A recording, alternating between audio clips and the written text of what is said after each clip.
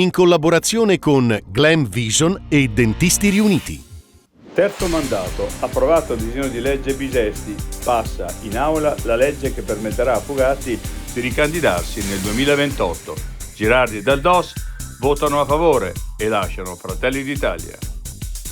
Il Consiglio dei Ministri approva la riforma dello Statuto, dall'economia alle modifiche unilaterali, un netto miglioramento dell'autonomia. Dazi, borse a picco e metodo Trump, l'analisi di Paolo Collini. Un disastro voluto e per questo ancora più preoccupante. L'incertezza può portare alla recessione.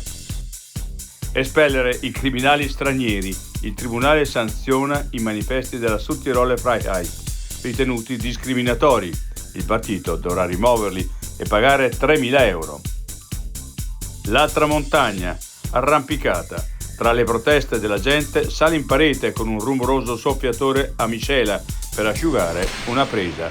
Questi episodi stanno visibilmente aumentando.